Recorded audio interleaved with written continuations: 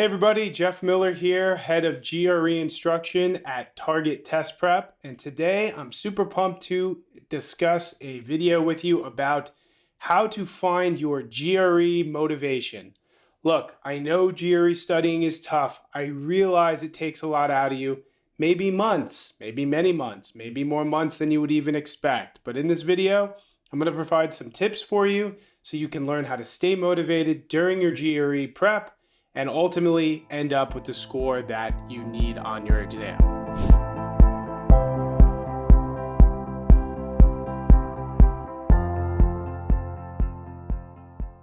Tip number one is enjoy what you're doing. Now, I know this may seem odd because here we're talking about studying for the GRE, and as I've heard from so many students, it's not all that much fun.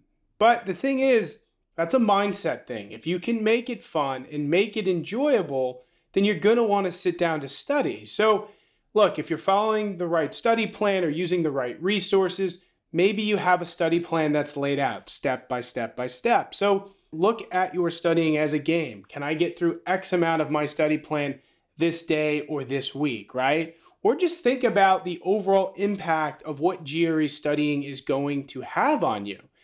Not only will it help you get into the best graduate school possible, but it'll help with many other aspects of your schooling or your career or things like that. So you really just need to take a look at the overall macro view of what's happening when you're prepping for the GRE and really find the joy in it. And if you can do that, you're not going to be concerned or upset that you have to sit down for 2 hours every day and put in studying, or study for 4 hours on a Saturday when your friends are out doing something that you wish you'd be doing.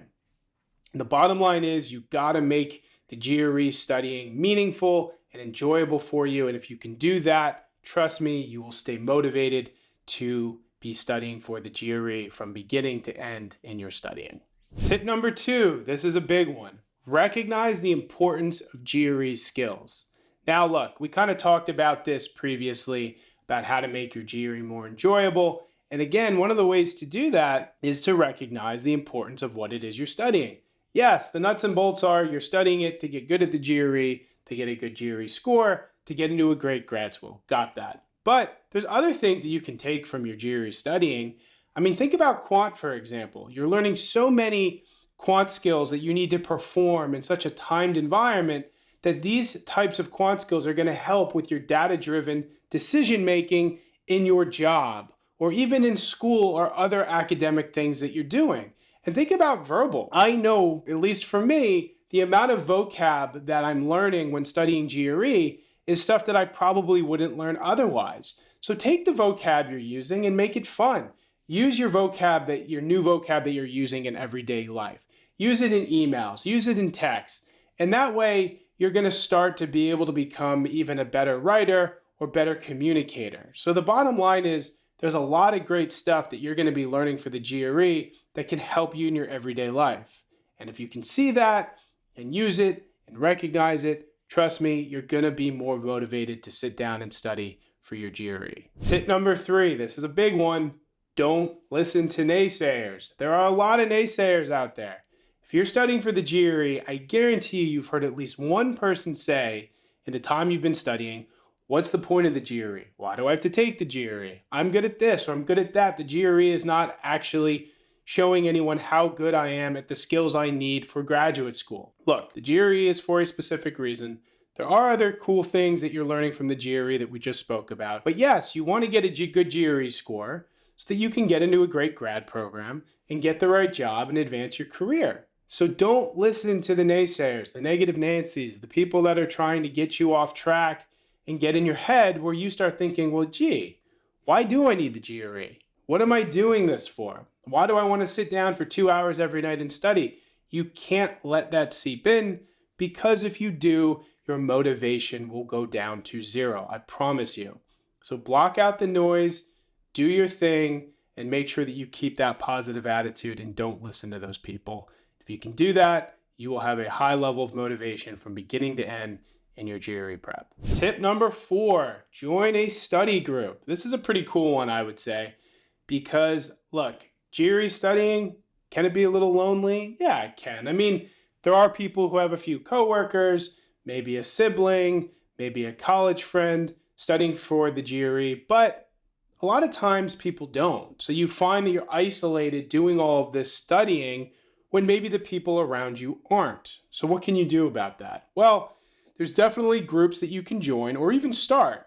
For one, if you want to do an in-person type of thing, maybe try to join a meetup in your city. You could check to see if any are available. If they're not, you could even consider creating one. You could also do things virtually. Go onto Reddit, go onto the GRE subreddit.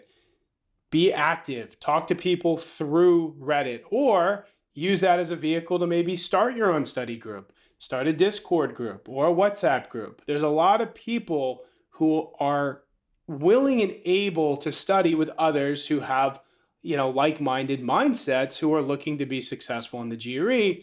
And the more people you can be surrounded by who are feeling the same way you are, the more that you can kind of push each other to study harder. And look, if you don't want to form a big group, maybe just find a study buddy. And again, you can go on Reddit, you can go on GRE Prep Club as another example. Just send some messages out there, see if there's people who maybe want to study with you. And believe me, that's going to help you stay motivated for your GRE prep.